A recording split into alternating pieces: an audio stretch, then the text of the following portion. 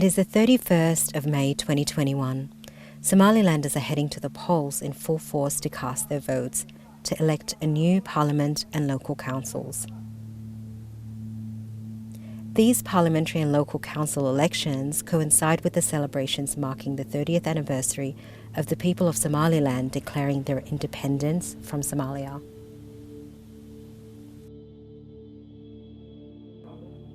These parliamentary and local council elections are overdue for 16 and 11 years, respectively. Since 2002, the people of Somaliland have been to the polls 6 times: 3 presidential elections, 2 local council elections, and 1 parliamentary election.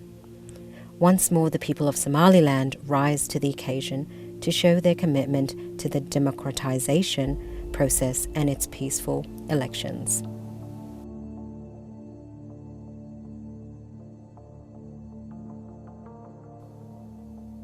This election is different from the previous ones in terms of preparation and financing. Unlike the previous elections, the time frame of conducting the voter registration and holding the combined elections of parliamentary and local councils was very short.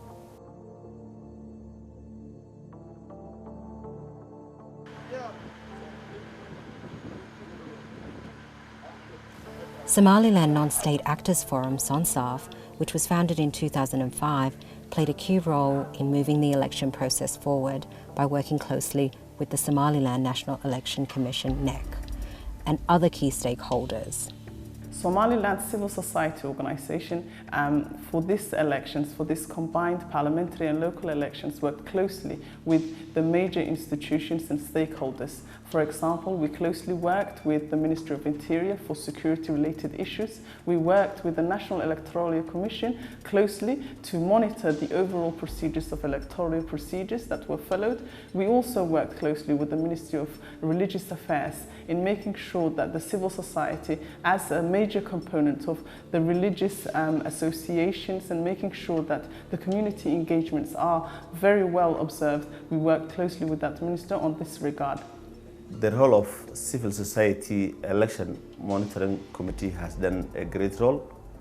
For example, Somaliland State of Actors, SONSAF, has established it in February 2021. So our civil society election monitoring committee has a number of roles. When we're talking about the pre-election, our role was to monitor the overall process of the election of Somaliland. How the election is going on. Is it a fair and free election, or is it biased? This is the story of how SONSAF promoted Somaliland's democratization process. Their main contribution to the election phases, the pre-election period, and on election day.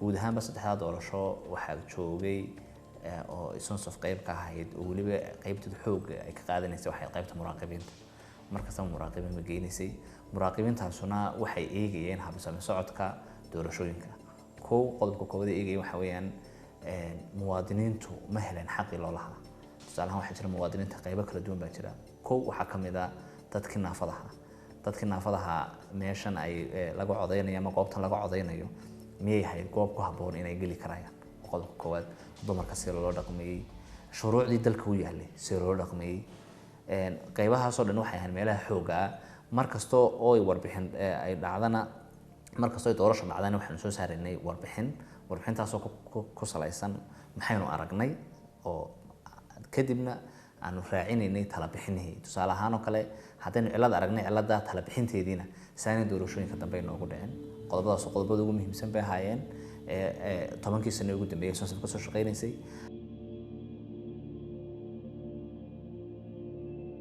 The process of holding the parliamentary and local council elections began on August 23, 2020, when the 3 national political parties and the National Electoral Commission reached an agreement to set the election date.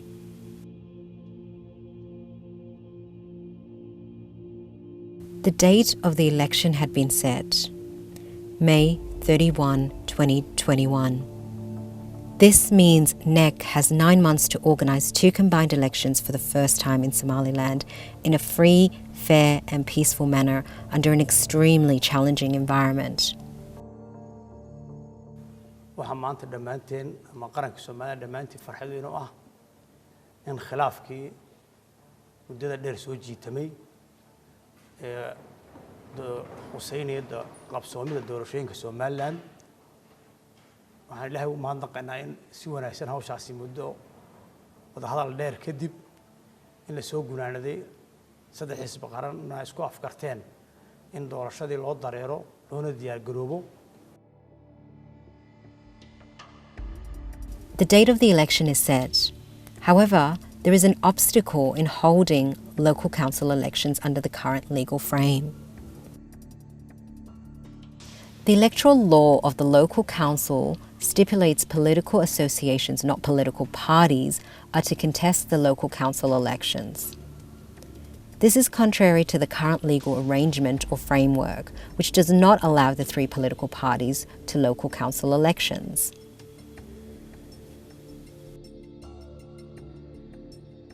On October 6, 2020, the lawmakers amend the electoral law to remove this legal obstacle, thereby paving the way to hold the combined elections. Though this legal obstacle is out of the way, there are a host of other challenges facing the election.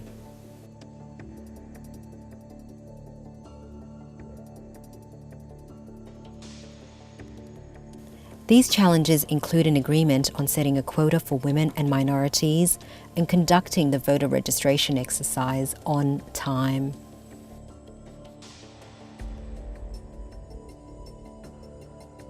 Here, the involvement of SONSAF in the electoral process proves to be critical by keeping the electoral process on track and moving the electoral process forward. imika oo ahayd taariikhdu 2020 intii la bilaabay in leelada koonta dumarka la siiyo waxa uu ololeeyay dalada SONSAF iyo dalada nagaad ee dadka aadka ugu ololeynaya kamid aha wada dheer baa loo maray madaxweynaha la kulmay xisbiyada la kulmay waxay qaadatay waxa la kulmay goli baarlamaanka goli guurtida aad iyo aad markasto waxay sidoo soo dhawaanaysaa oo aqbalaad baa imanayso dumarka in koonta loo xiro dibadda markii aan maqalnay kooto ayaa la sii deynaya xataa waxaan helnay tiro aad u badan oo dumar ah oo ku soo dhiiraday inay ka mid noqdaan doorashada qaar baa dibadda ka yimid qaar baa dadka ganacsatada ahaa dad qaar baa macallimiin ahaa dibadna waxay dhahdeen waxaan diyaar u nahay inaanu galno tartankaas doorashada maadaama dumarka kooto loo xirayo oo dumarku iyagu dhexdooda la tartansiyo si ay ku noqdaan. The countdown to the election day continues. It is November 29th, 2020. 6 months is left to hold the election. NEC begins the process of voter registration to update the voter registration lists.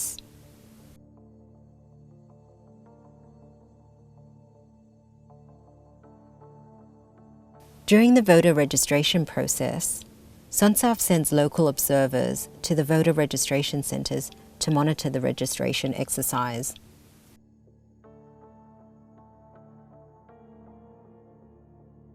in dib loo furay diiwaangelintii codbixiyaha 2016 doorashada diiwaangelinta codbixiyaha qabanay wax laga maarmaan noqotay in dib loo furo dhowr sababoodba qodobka koowaad waxa weeyaan dad baa jiray intii ka taqaan gaadhay muwaadiniin u ah xaqna wala inay codeeyaan xeerkuna wuxuu dhigayaa 15 jir wixii ka weyn inay codeyn karayaan marka dadkii qaan gaadhay laftigoodiina in la siiyo fursad ah inay codeeyaan markii ugu horeysay oo iyaga u noqonaysa taariikh cusub kaas qodobka koowaad buu ahaa qodobka labaadna wuxuu ahaa 2016 waxa jiray markii diiwaangelinta codbixiyaha la sameeyay iyaga laftigooda dadaan isdiiwaangelinba in qofkii kale aan doorka isdiiwaangelin imika uu fursad u helo inuu isdiiwaangeliyo qodobka saddexaad ee ugu muhiimsan wuxuu ahaa dad uu ka xumaaday sanadkii hore oo duplicate ka noqday systemku inagu xusbaa biometric irisku oo dad baa laba jeer codeeyay marka qofkii laba jeer isdiiwaangeliyay codeeyay ma laba jeer isdiiwaangeliyay oo ma suura gelin doorashada codeeyo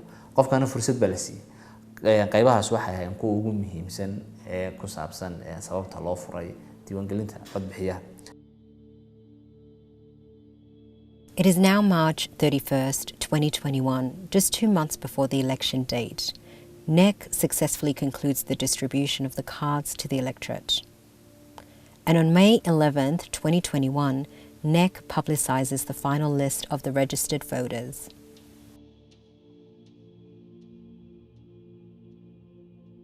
The political parties agreed to allocate a fixed number of seats for women and minority group candidates to the parliamentary and local elections in order to encourage women and minority group candidates to stand for the parliamentary and the local elections in Somaliland.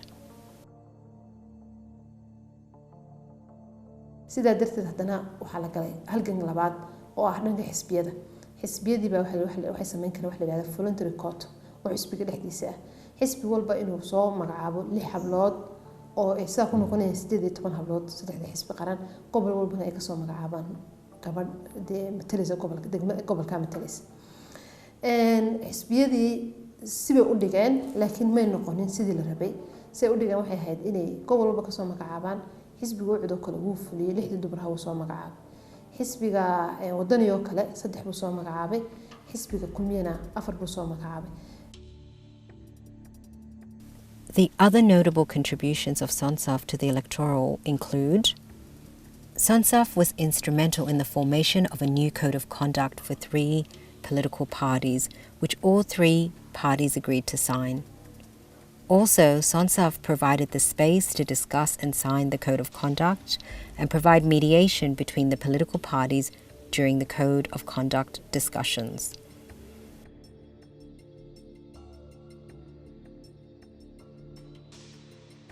SONSAF organises debates and forums on the role of women in the election process and voter education and awareness, and forums in which the candidates present their political programs and vision.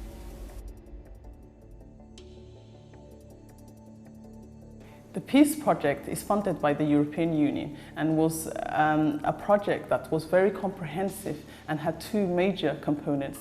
The 2 major components are women empowerment and in conflict mitigation were the 2 major components, which we engaged with different stakeholders for those 2 major components in order to have the success of the project.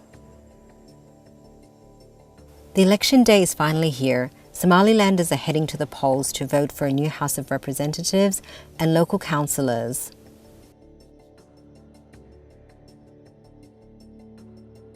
SONSAF recruits and deploys around 850 local observers in all 6 electoral regions.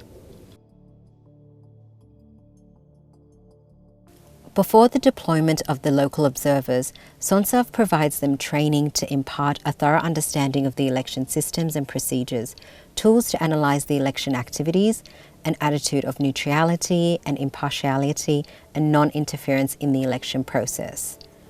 SONSAF also provides effective knowledge in observation, administrative procedures and techniques to communicate with those involved in the election.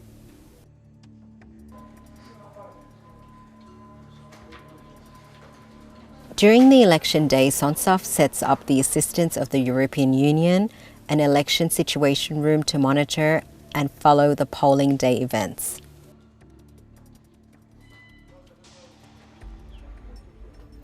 SONSAF also engages the media, both private and public, to broadcast live reports and real-time updates to the public on polling day. There is also live coverage through the SONSAF studio on the activities of election day in a program named Vote in a Peaceful Manner.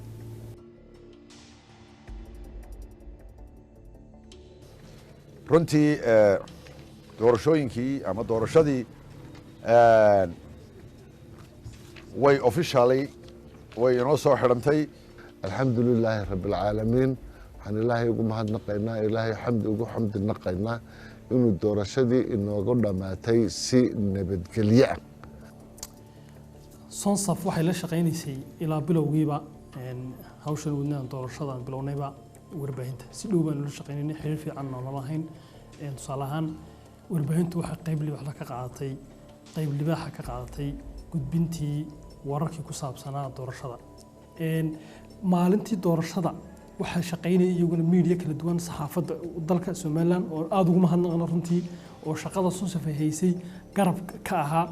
waxaa ka mid ahayd dhalinyar fara badan oo iyaguna ka shaqaynaya waxyaalo loo yaqaano bulshada saxaafadda bulshada ama social media oo Facebook-gooda iyo Twitter-kooda iyo website-dooda gelinayay dhacdo kastoo dhacda ama hadal kastoo ay leedahay dadkii aqoon-yahanada ahaa iyo magaranaysa dawladdii commissionkii dadkii kale elitiska ahaa ama indheer garadka ahaa lagu soo marti qaaday maalintii doorashada madashii weynida SONSAF samaysay ahaa nabad ku coday stuudiyo weynaa dhalinyar fara badan baa qayb ka qaadatay. waxaa kaloo qayb ka qaatay oo iyaguna aanu mahadnaqaynaa TV-yadii dalka oo iyaguna live sii daynayay doorashadii. During the polling day, SONSAF's main office is very busy and active, with international observers and other foreign dignitaries calling on the office, seeking information and direction. The role and contribution of SONSAF to Somaliland's electoral process proved to be very crucial and appropriate, despite the existence of numerous challenges related to the election laws, particularly the legal constraints to women's candidacy.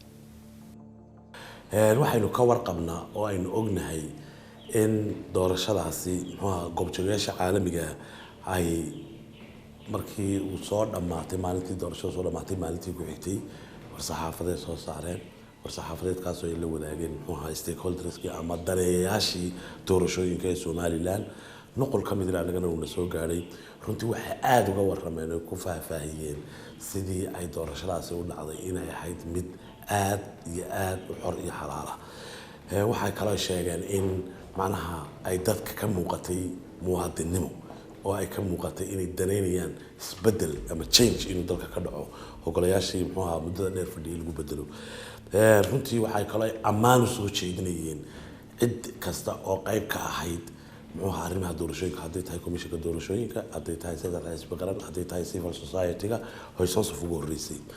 Once more, the people of Somaliland, political parties, the National Electoral Commission and other government institutions rose to the occasion to organise a very successful parliamentary and local council elections, and to demonstrate their commitment to the democratization process, thereby winning the praise of the international community and making Somaliland a regional democratic superpower in the Horn of Africa and Africa in general.